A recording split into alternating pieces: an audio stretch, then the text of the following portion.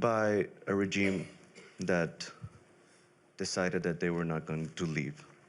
So personally, I think we can always dream for a better way to do things, but the result is that the people of Venezuela now see hope, now see a light at the end of the tunnel. There's 500,000 Venezuelans in Ecuador, a lot of them that left with nothing, and they had to, relearn life. And I see most of them, if not all of them, happy with this result. So that goes back to the concept of autonomy. They want a better future. The people of Venezuela want a free country, a democracy. And if this is the way that they can obtain it, then I'll be rooting for it. President Mulino, Panama sits at the crossroads diplomatically, geographically, economically of everything that happens in our hemisphere, in our region. How do you see the U.S. intervention in Venezuela and what has happened since the detention and removal of Nicolás Maduro in that country? Well, it's a very complex question. As most of you may know, my country suffered an invasion because of another dictator, Manuel Noriega, in '89. Everything was ready to finalize a big and deep political crisis into such a movement. Those days, Panama used to have internally military troops of the United States. We were in the last phase of the implementation of the Panama Canal Treaty. They left on the 31st of December of '99, 10 years after that. But that situation, as in Venezuela, was provoked by one single person and his entourage. They, as the president said, they forgot about democracy, human rights, all kinds of possibilities to live under democratic rules in general. But Panama has a long-standing relationship with Venezuela. We are not neighbors, as my friend, the president of Ecuador, but we suffer the consequences through the immigration crisis that passed through Panama. And roughly speaking, in the last year of my government, when I assumed the government, I went to the area in the Colombian-Panama border. The Darien Gap? The Darien Gap, yes, known as Darien Gap. There were 5 entrances, illegal entrances, of course. We shot 4 and left 1. And I said, in 1 year, I finished this, and I did it in 10 months. With a lot of courage and determination, no way back. Today, we have 0 immigrants. But Venezuela were the 94% of those immigrants, good and bad, no? Because, as I said in that moment, that particular place within our territory, but bordered with Colombia, was as a concentration camp of the 21st century. That dramatic was it, very dramatic. And you find them, most of them, the majority, 93, 94% were Venezuela. The other were Colombian,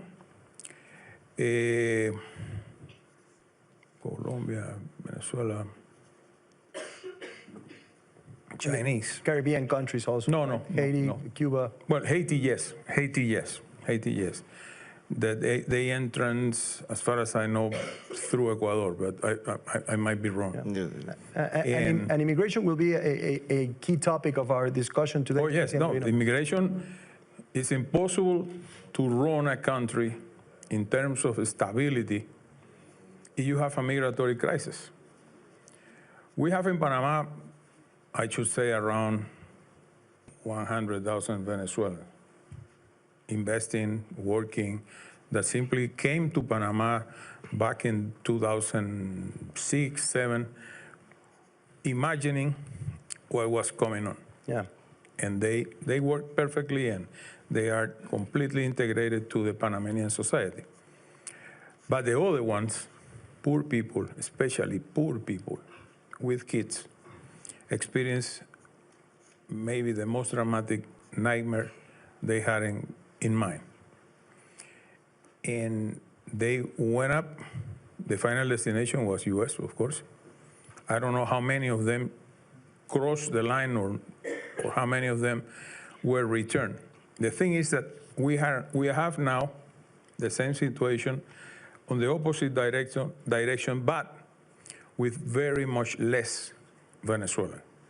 Still, the 90% of the people coming north-south are Venezuelan, but we are dealing with 200-something per month. And we immediately take them, move to the Atlantic side of Panama in the border of Colombia, and move them to Colombia by boat or by plane through a process that we have of immigration return for foreigners. And we will address this immigration crisis and the effect it's had in the region and, of course, in the relationship with the United States more in depth. But I want to ask Neri Woods about how Latin Americans should interpret this moment, especially in an increasingly contested global order. Yeah, so, well, as Dean of a School of Government, I see leaders from 65 or so different countries in the school each year. And sometimes they debate who's got the worst leader. And Zimbabwe will say, well, ours, and Venezuela will say, well, ours, etc., right? And it poses the question, if another country has a bad leader, why not remove them? Well, who to remove them? And for 100 years, there's been norms about not removing other countries' leaders. We don't have time to go into those norms, but I just do want to pick up on something the president just said, which is the record of one country removing another country's leader simply because they can is not great. In Panama, in Haiti, in Iraq, let's not forget the US said we're coming to liberate you, in Libya, that it's not enough simply to make one leader disappear. The world keeps imagining that nothing could be worse than the leader that they've got, and then finding to their horror that things can actually get worse, which is why a principle of not doing this has long been with us, because it's not about getting rid of the one person. It's about what do you do with the institutions? What do you do with the people? What do you do with their aspirations afterwards? Do you go as an occupying force and spend 10 years trying to rebuild? Do you bring the whole of the international community together to make them a sort of annexed territory of a global community? It's really difficult. And there are other options to going in and capturing a leader and removing them. There are other ways that an international community can support people to end up with a government that is their choice. And so I think when it comes to Venezuela and Latin America, we need to think, well, what happened to those other means of supporting Venezuelans to ensure that the person they elected to be president would be elected? And what's the difference between saying this is a judicial exfiltration, we're just taking this person to put them on trial in the United States, and saying we are now governing Venezuela. We are now in charge of Venezuela. You know, big responsibility. We'll see how that goes. And Venezuelan resources as well. I see a theme emerging in our discussion, Ian, and it's not exclusive to the rooms of the World Economic Forum. I think it's part of what we've seen in the last few weeks in this conversation about the region. A necessary response to a regional disorder, this intervention, or something that undermines sovereignty, multilateralism, and long-term trust, which is the essential concept of our conversation. How do you see it? Well, we are in the business of trying to improve the lives of people in the region. That's our region. We do it in moments where we believe that the market cannot do it by itself, so that we have some additionality. And in the moments of change, moments where we see that there are conditions for a sustainable recovery, we do intervene, use the resources to do so. And yes, that's part of regaining trust, because I think multilateral institutions have the ability to bring trust to types of economic intervention. But you need the conditions to do so.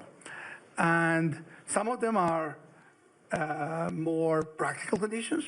So for example, in the case of Venezuela, you need to have legitimate by our boards to engage. We need to have approval. We have 48 members of our board, so we need approval of the members. We need to be in economic relationship, which we don't have at this point with Venezuela for other reasons. But there are other conditions which are you need to intervene when you believe that there is a possibility of sustainable recovery, when the investment can look at the long term and believe it's a moment to enter and to have investments for the future. And that's what we're looking. In the meantime, we are an institution, the IDB. We have been following Venezuela for decades, and we continue to do so, even these years. So for example, the data most used are the data that we provide by our proprietary service, social and macroeconomic, and we have been following Venezuela in the best way we can, and we're preparing ourselves for when and if the conditions arise. Do you know something? Let me ask just one thing. Absolutely.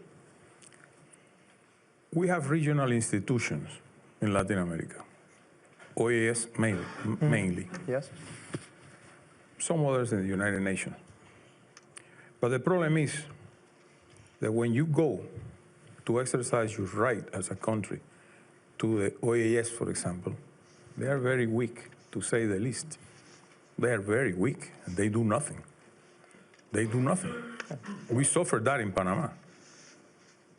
We exercised all the possibilities to get out of the crisis. Venezuela, I don't know how much they did, but the problem is when you discuss in the OAS and try to adopt a resolution condemning, not saying more than condemning, immediately 1, 2, 3 countries exercise the lack of consensus, which is the opposite side of a veto, right? No, I'm not in the consensus. I am vetoing the resolution. So the inefficiency of our organizations in the region, that doesn't resolve a crisis. I think it's a crisis that extends beyond the region to global multilateral institutions. I was saying at the beginning that there's two components to democracy, right? The legitimacy, elections, and all the values and principles of a liberal democracy, but then there's performance and results. And at the heart of that, President Noboa, is security. You've had that experience in Ecuador. How's that trade-off between acting fast, acting decisively, and making sure that you're preserving the democratic norms? Well, it's always difficult when you're at war, and we're at war. We're at war against narco-terrorism. If you add up the amount of fighters, say from the 3 largest, they're not gangs anymore. They are, transnational narco-terrorist groups. We are today above 60,000 armed men and women. And it's very difficult to fight this in a traditional way, almost impossible. Also because throughout time, these criminal organizations have adapted to our system. In the case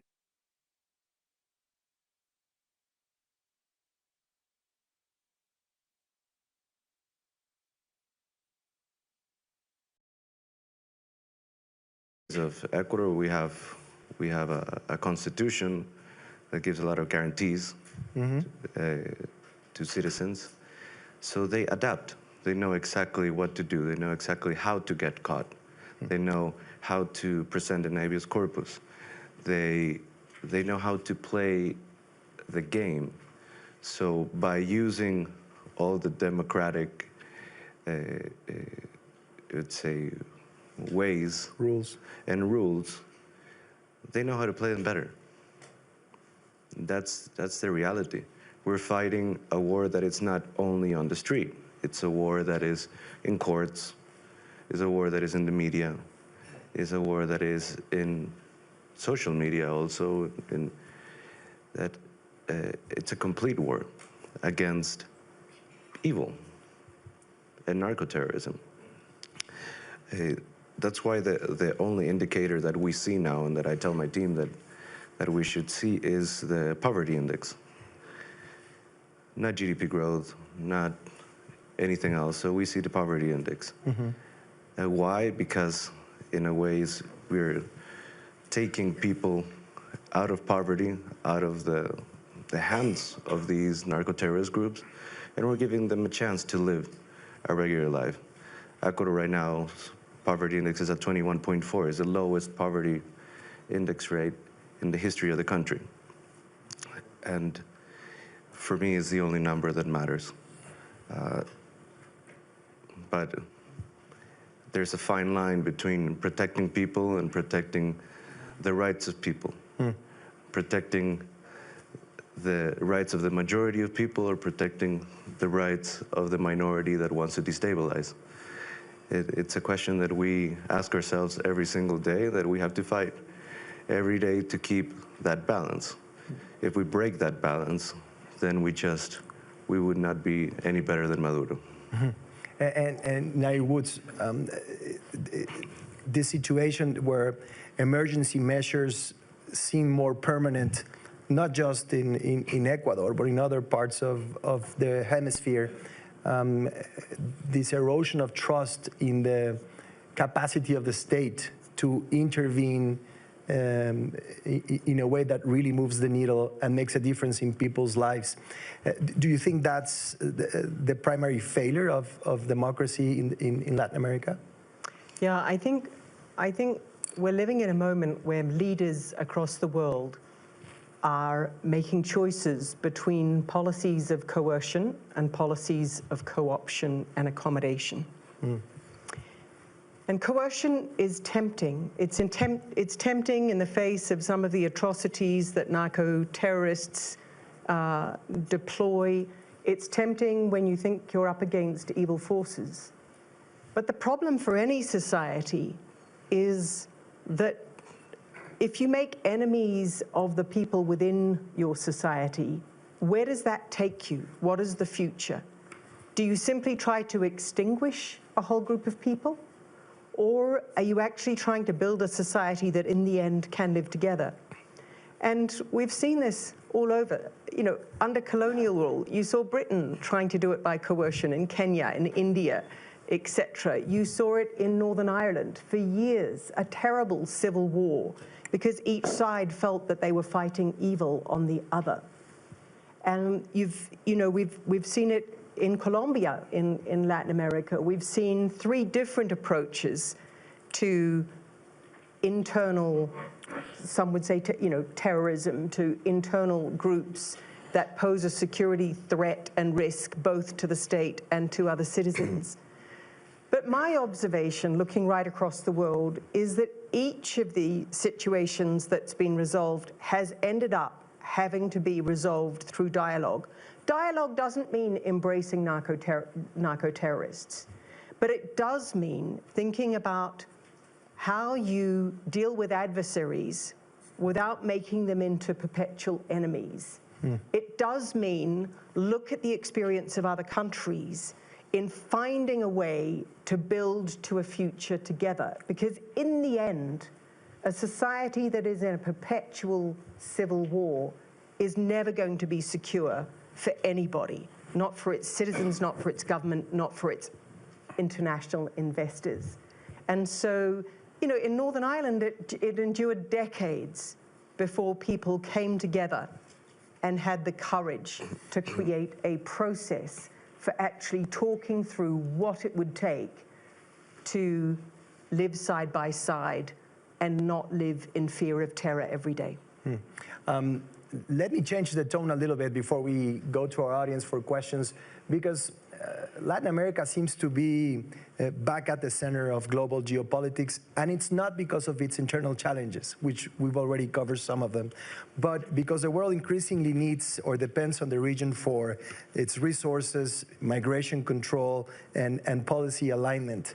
So, Ian, in terms of the opportunity there, a world that is more dependent of Latin American resources, of Latin American stability, political alignment. What does that mean for the region, for the region's future?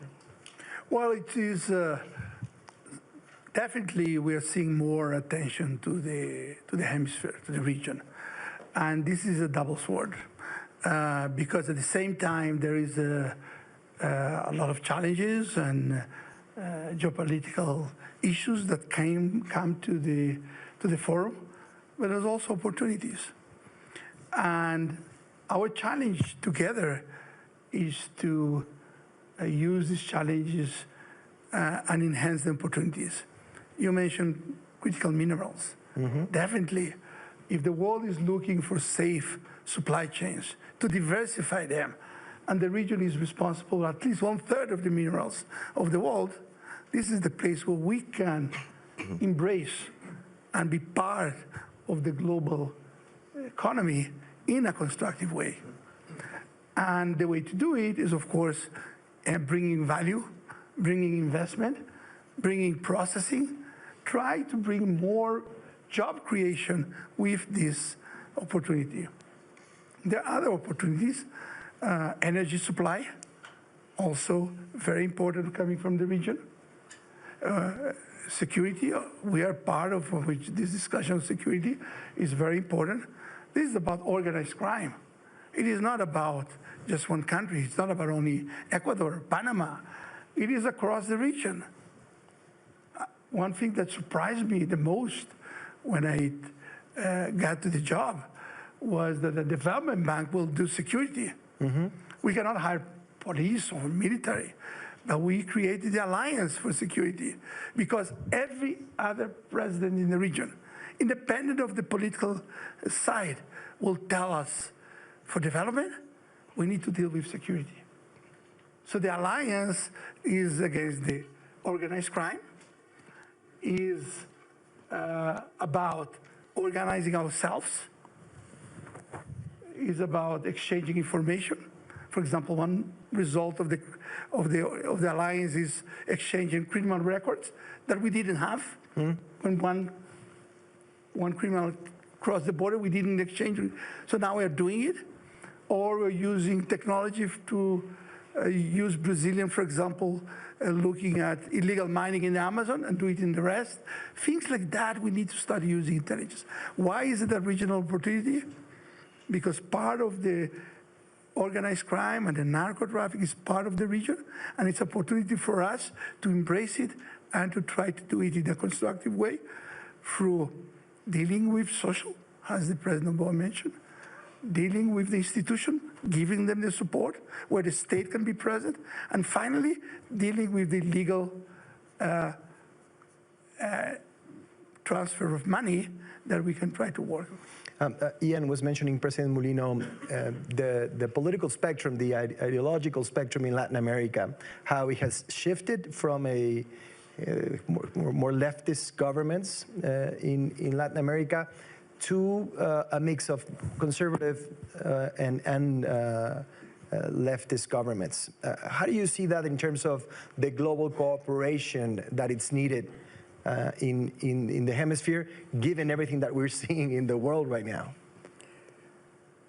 I think that the financial institutions are working better than years ago. And they are putting in the balance whether I'm going to help a dictator or I'm going to use those funds to help the development of a democratic nation. I think that is a key element. Because at the end, For example, we are fighting in Panama because we inherited the former government indebted the government the double. Panama has a public debt of 56,000 million US dollars.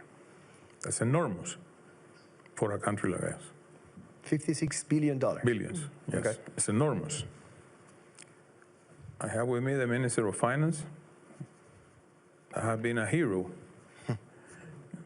in a very dramatic year, trying to balance, to put fiscal controls, to reduce the level of deficit 3.5 points, from 7.35 to close to 4. So it's important to make the government function, not only in terms of politics that consume a lot of time, but at the very end, democracy is discussion, is a wide variety of opinions that you have to listen to, but also to conduct a nation.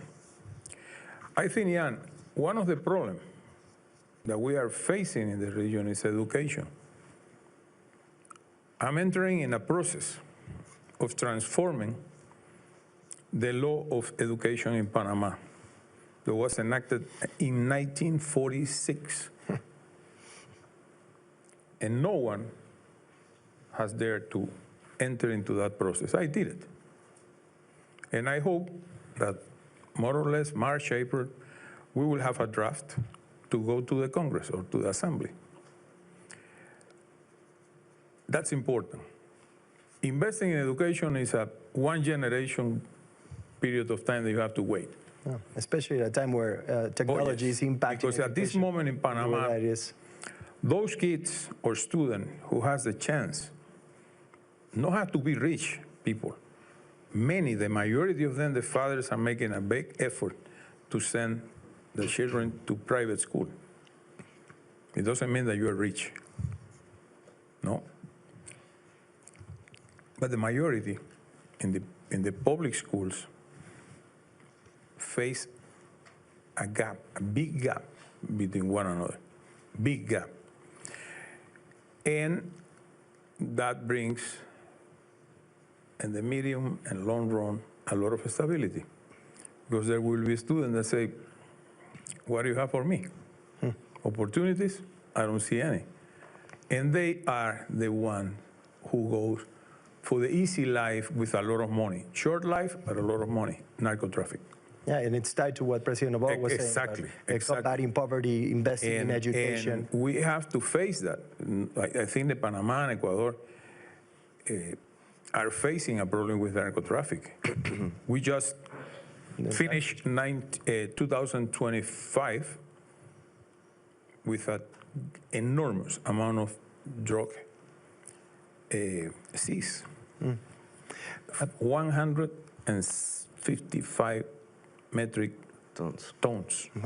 That's a lot of cocaine. That's a lot of cocaine. And a lot of resources for those criminal organizations. One single ship, 13.5 tons in one ship. So that funds, part of those funds, enter the society. Yeah.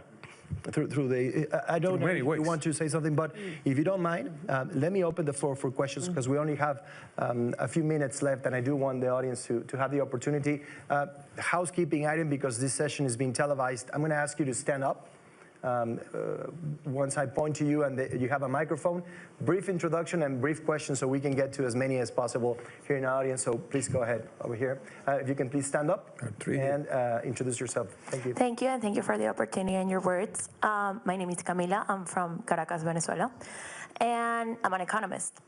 I'm also a global shaper, and I'm here with the World Economic Forum. Throughout my life, I've been fascinated by the way that money moves across the region, and I've worked from humanitarian aid to private equity. The discourse for the Venezuelan situation right now, or at least the economic argument, is that the new inflow of money and investment will result in the benefit and positive outcomes for the Venezuelan people. My question is that this new inflow of money could actually disrupt the way the money moves in the region. And I wanted to know if there is a possibility of regional alignment for the priorities of this investment. And if there is not a possibility of alignment so far, how can we make that happen? Yeah. Thank you so much, Camila. Appreciate it. Thank you. Over here. Ian, I don't know if you want to tackle that, Nair. I don't think there is a regional discussion about where the flows to Venezuela are going. I think that we are in a moment of still a political environment to be resolved. I believe that there will be a moment where we will need to have a very important discussion about where the resources should be allocated. Multilateral development banks and others, IMF and others, should be a discussion. And at that moment, it will be very important to have alignment in the region and alignment between several of the members of where the resources have the most potential. What I can say is that everybody is being prepared for that moment to see where you need more of the resources, and not only the resources, but also the policies. Sometimes the policies are as important than the resources. Rules, changes, institutions, those are very, very important. And Yes. I agree. Look, the natural resources across Latin America give me huge optimism for the continent. It's got extraordinary resources, extraordinary talent. It's also got, over the last few decades, people who have fought really hard for democracy and for democratic governance, which has given lots of countries on the continent real security. It's also got, as the President mentioned, habits of cooperation on the nuclear treaty in Southern America, the CAF in the north. So all of this is reasons for being optimistic. But now every country on the continent is facing a competition between outside powers, the US, China, for control.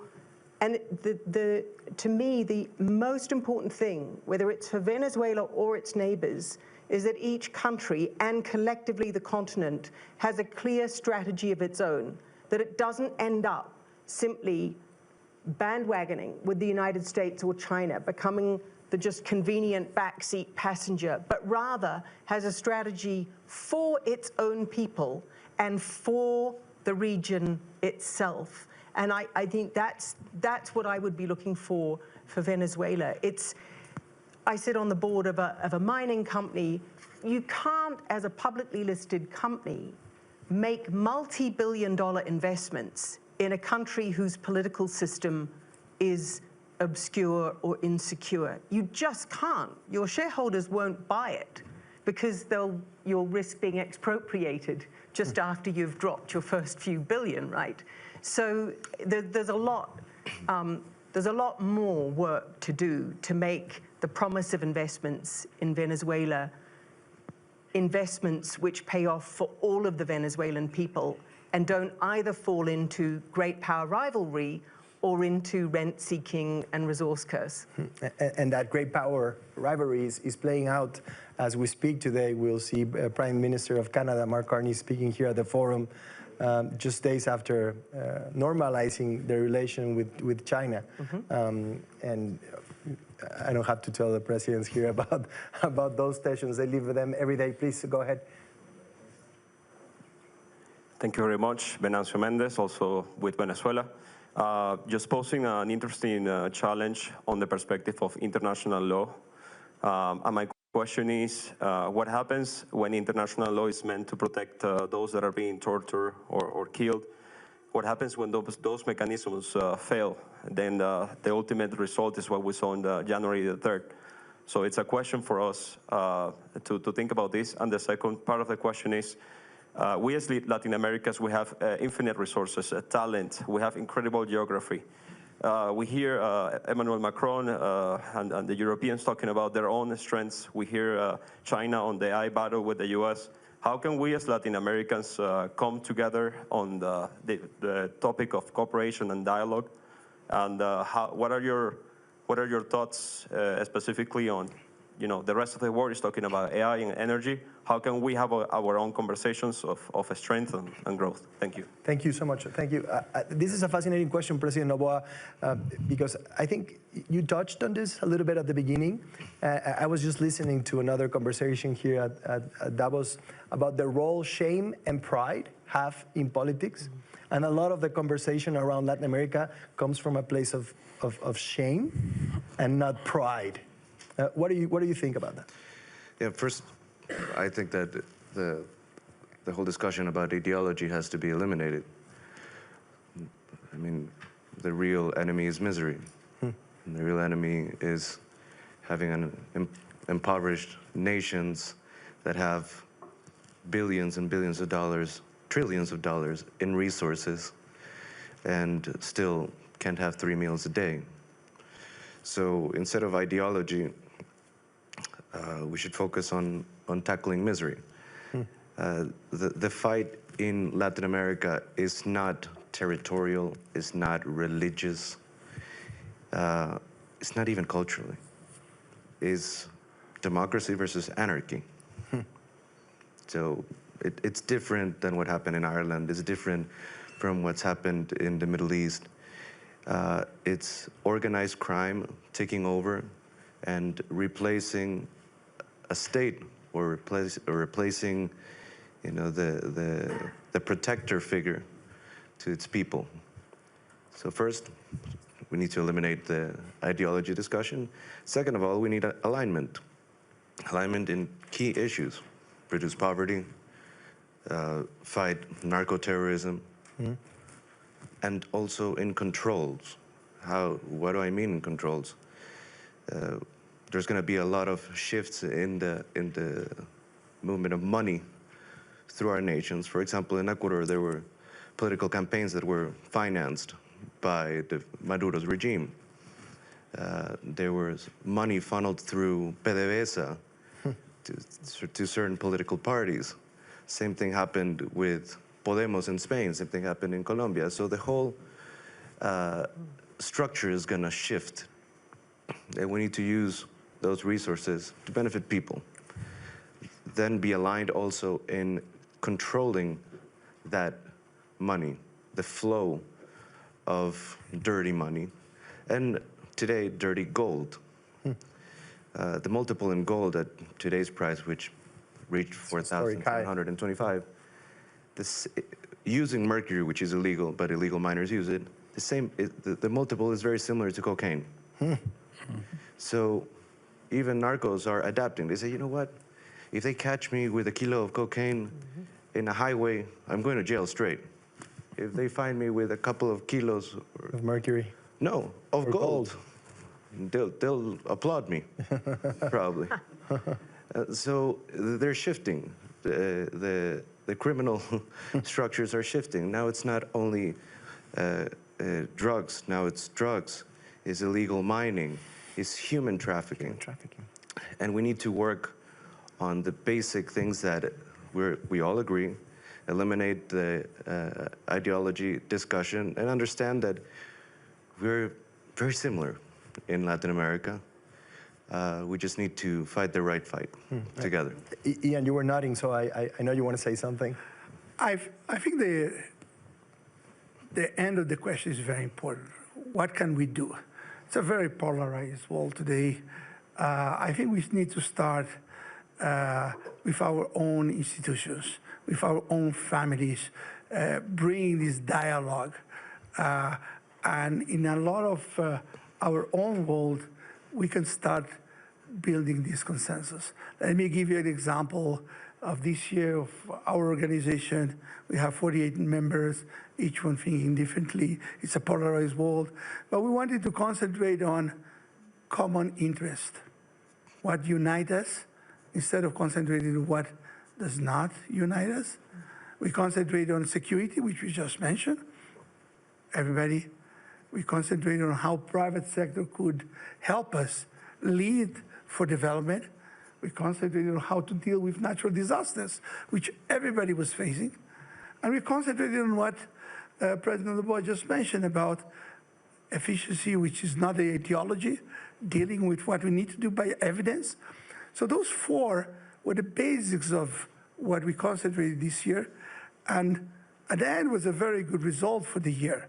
We went together, we had a record year of projects and efficiency and impact because we wanted to concentrate on issues that unite us with more dialogue. Will this change the world? I don't know, but it's a good start from our institutions, from bottom to up. Okay. We're out of time. We have less than 2 minutes. I do want to have a closing round and ask you a very concrete question in order to make that efficient. In a year from now, if we're here in Davos again, or we see each other in Ecuador or in Panama, at Oxford University, in Washington, D.C., what would be the single institutional reform, the policy outcome that could tangibly help rebuild trust in Latin America? I'll start with President Mulino. Is it education, as you were saying? Is it government efficiency through innovation and technology? What do you think is the single outcome in terms of policy, institutional reform that can tangibly help rebuild trust in Latin America? Education, number one, in the long term, not right away. It takes 25 years to, if everything goes okay. I think another mission to fulfill what you're saying is to reduce the level of expenses of the government in a useless manner. We need to invest. We need to produce employment. We have to make our country safe, precisely for what you say. How can you invest in a country with completely unstable? It doesn't go together.